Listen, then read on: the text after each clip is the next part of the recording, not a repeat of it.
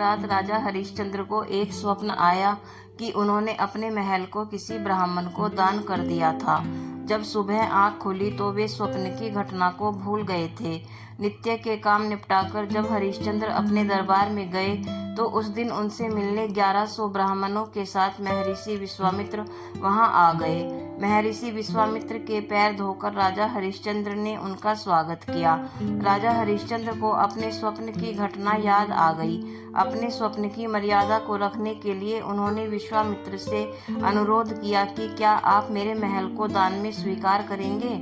महर्षि विश्वामित्र ने राजा हरिश्चंद्र के प्रस्ताव को स्वीकार कर लिया। राजा हरिश्चंद्र ने सभी ब्राह्मणों को भोजन करवाया और दक्षिणा देने लगे। महर्षि विश्वामित्र ने उनको रोक लिया और कहा, अब इस संपत्ति पर आपका कोई अधिकार नहीं है, इनका आप पहले ही दान कर चुके हैं। इतना कहकर विश्वामित्र ने राजा हरिश्चंद्र, रानी तारामती और रोहित के आभूषण उतरवा लिए और दक्षिणा की मांग करने लगे। राजा हरिश्चंद्र ने निवेदन किया कि मैं पहले आपको सब कुछ दे चुका हूँ, अब मेरे पास देने के लिए कुछ नहीं है। इस बात पर विश्वामित्र ने कहा कि आपने महल हमको समर्पित किया, वह दान है। हमने आपके यहाँ भोजन किया, उसकी दक्षिणा अलग से चाहिए। हम यहाँ पर 1100 ब्राह्मण हैं, कम से कम एक एक स्वर्ण मुद्रा तो दक्षिणा में देनी चाहिए, अन्यथा तुम पाप के भागीदारी बनोगे। राजा हरिश्चंद्र संकट में पड़ गए और उन्होंने इसके लिए 1 महीने का समय मांगा। फिर तीनों वहां से निकल गए। विश्वामित्र ने उन तीनों को अपनी नगरी से बाहर जाने को कहा। वे वहां अयोध्या नगरी में रहकर काम नहीं कर सकते थे। राजा हरिश्चंद्र का पूरा परिवार बिक गया। विश्वामित्र द्वारा नगरी से बाहर भेज दिए जाने पर हरिश्चंद्र अपने परिवार के साथ शिव नगरी काशी पहुंच गए। काशी में पहुंचकर हरिश्चंद्र ने काम ढूंढने की कोशिश की, लेकिन उनको कोई काम नहीं मिला। विश्वामित्र का ऋण चुकाने का आखिरी दिन था और राजा हरिश्चंद्र गंगा घाट पर बैठे थे। राजा हरिश्चंद्र ने मां गंगा से प्रार्थना की, अगर मैंने अपने जीवन में सत्य धर्म को निभाया है तो आज मेरे धर्म की रक्षा कर लेना। रानी तारामती वहां आई और कहने लगी कि आप मुझे बेच क्यों नहीं देते। एक पति होते हुए मेरा धर्म है कि मैं तुम्हारी रक्षा करूं। मैं तुम्हें बेचकर अपने पति धर्म को नष्ट नहीं कर सकता। रानी तारा ने अपने पति के धर्म की रक्षा के लिए खुद को बेचने का निश्चय किया और काशी के बाजार में जाकर खड़ी हो गई। रानी ने आवाज लगाई कि कोई है जो मुझे खरीद सकता है। तब वहां एक पंडित वहां आए। पंडित ने कहा, उसकी पत्नी बीमार रहती है, मेरी पूजा की तैयारी और मेरी पत्नी की सेवा कर सकती हो तो मैं तुम्हें खरीद सकता हूँ। रानी तारामती ने हाँ भर दी और अपनी कीमत मांगी। पंडित ने 500 मुद्राएं देने को कहा। रानी ने उन 500 स्वर्ण मुद्राओं को लिया और राजा हरिश्चंद्र के चरणों में समर्पित कर दी। रानी तारामती ने कहा कि उसने अपने पत्नी धर्म को पूरा किया है, कोई गलती हुई हो तो उसको क्षमा कर दे। अब वह दासी बन गई है, इसलिए वह उनसे दूर जा रही है। इतने में वह पंडित तारामती को दर्दनाक स्थिति से बालों को पकड़कर घसीटता हुआ लेकर गया। हरिश्चंद्र ने अपनी आंखों को बंद कर लिया। वह रानी जिसके पास सैकड़ों दासियां रहती थी, जिसके लिए फूल उठाना भी भारी था, आज वह किसी और के घर का चूल्हा फूकेगी, कुएं से पानी भरेगी और दास बनकर किसी की सेवा करेगी। रोहित ने अपनी माँ को दूर जाता देख वह उससे जाकर लिपट गया। पंडित ने उसको दूर जाने को कहा। तब राजा हरिश्चंद्र ने कहा कि एक बच्चे को उसकी माँ से दूर मत कीजिए, आप इसको भी अपने साथ ले जाइए। पंडित ने तारामती अभागन पर दया खाकर 100 स्वर्ण मुद्राओं में उसको भी खरीद लिया। ऋषि विश्वामित्र के वचन के अनुसार अभी 500 स्वर्ण मुद्राएं कम पड़ रही थी। राजा हरिश्चंद्र ने खुद को बेचने का निश्चय किया। काशी के बाजार में हरिश्चंद्र ने खुद की बोली लगाई। वहां आता हुआ एक चंडाल ने 500 स्वर्ण मुद्राओं में हरिश्चंद्र को भी खरीद लिया। 1100 स्वर्ण मुद्राएं पूरी होने पर विश्वामित्र के ऋण से उऋण होकर हरिश्चंद्र शमशान घाट पहुंच गए। वहां हरिश्चंद्र ने लोगों को रोते हुए चीखते हुए देखा। मुर्दे जल रहे थे। अब से हरिश्चंद्र को यहीं पर शमशान का पहरा देना था। वहां पर अंतिम क्रिया के लिए आने वाले लोगों से कर वसूलना और कफन के कपड़े को हटाना हरिश्चंद्र का काम था। मुर्दे के साथ आने वाले चावल और पिंडदान में से आने वाले पिंड को खाकर हरिश्चंद्र को पेट भरना था।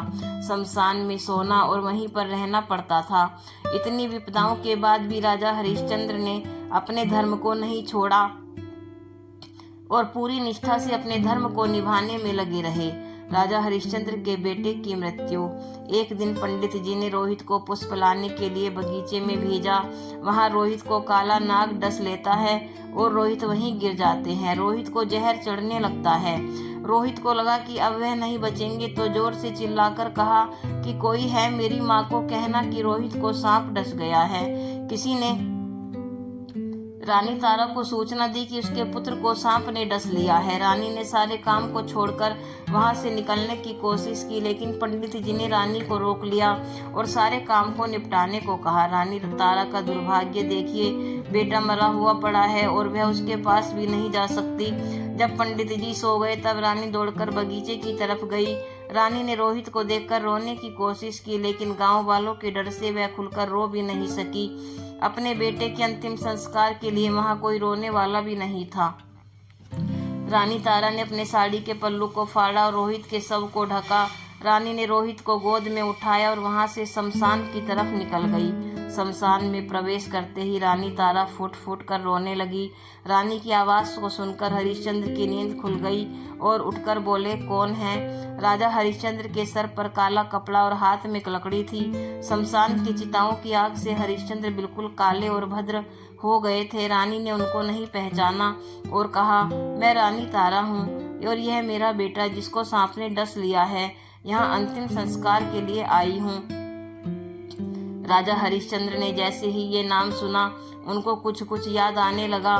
क्या तुम उसी दुर्भाग्यशाली हरिश्चंद्र की पत्नी हो जो अपने पति और पिता होने के धर्म को नहीं निभा सका? रानी ने हरिश्चंद्र की तरफ देखा तो वह अपने दुख पीड़ा को भूलकर उनके चरणों में गिर पड़ी और रोने लगी। राजा हरिश्चंद्र और रानी तारा दोनों रोने लगे। रानी ने होश संभाला और कहा, स्वामी, हमारे पुत्र का अंतिम संस्कार करना है। राजा हरिश्चंद्र उठकर खड़े हुए और बोले, यहाँ अंतिम संस्कार करने के लिए तुम्हें पहले कर देना पड़ेगा। रानी ने कहा, मेरे पास देने के लिए कुछ भी नहीं है। राजा हरिश्चंद्र ने रानी को कहा कि बिना करके वह यहाँ अंतिम संस्कार नहीं कर सकती। वह चाहे तो इसको गंगा में डाल सकती है। रानी ने अपनी साड़ी के पल्ले को फाड़कर हरिश्चंद्र को सौंपते हुए बोली, इसके अलावा मेरे पास देने के लिए कुछ भी नहीं है। रानी का पीछा करते हुए गांव वाले लोग वहां आ पहुंचे थे। लोगों ने रानी तारा पर इल्जाम लगाया कि वह गांव से चोरी करके यहां आई है। चंडाल ने हरिश्चंद्र को तलवार थमाते हुए बोला कि इसकी गर्दन काट दो। तलवार को हाथ में लेकर राजा के हाथ रुक गए थे। रानी तारा ने कहा कि अपने हाथ मत रोकिए, ये आपके मालिक का आदेश है। पत्नी अगर चली गई तो वापस आ सकती है, बेटा भी आ सकता है, लेकिन अगर एक बार धर्म नष्ट हो गया तो वापस लौटकर नहीं आ सकता। इसलिए आप अपने हाथ मत रोकिए और मेरी गर्दन काटिए। समय की ऐसी करवट को देखकर पत्थर भी रो पड़े। तो फिर भगवान को वहां आना ही था।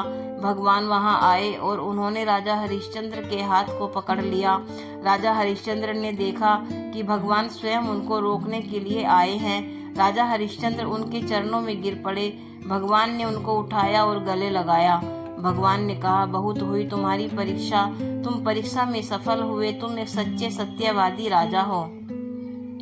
राजा हरिश्चंद्र ने भगवान से कहा, क्या आपको मेरे धर्म पर विश्वास नहीं था जो आपने इतना बड़ा खेल रचाया?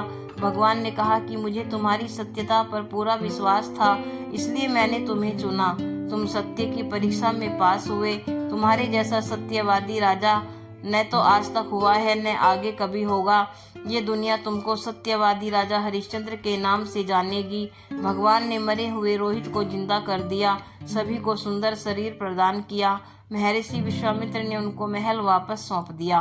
पुनः राजा हरिश्चंद्र और रानी तारामती उस महल में रहने लगे और राजभोग भोगने लगे। ऐसा कहा गया है कि धर्मो रक्षितः रक्षितः, तुम धर्म की रक्षा करो, धर्म तुम्हारी रक्षा करेगा। राजा हरिश्चंद्र जैसा सत्यवादी बनना नामुमकिन है। पग पग पर राजा हरिश्चंद्र ने सत्य की परीक्षा दी। कुछ लोग कहते हैं कि राजा हरिश्चंद्र ने अपनी पत्नी को बेच दिया था, यह गलत है। राजा हरिश्चंद्र ने पूरी निष्ठा से अपने पति धर्म को निभाया। जब तक वे खुद नहीं बिक गए। हरिश्चंद्र ने खुद के बेटे के अंतिम संस्कार करने से मना कर दिया और मालिक धर्म को निभाने के लिए अपनी पत्नी पर तलवार चलाने वाले। इससे ज्यादा करुणा की स्थिति क्या हो सकती है। दोस्तों, अगर आपको मेरी कहानी अच्छी लगी हो तो कृपया लाइक और कमेंट जरूर करें और चैनल को सब्सक्राइब करना ना भूलें। धन्यवाद, बहुत बहुत धन्यवाद। मिलते हैं अगली कहानी में।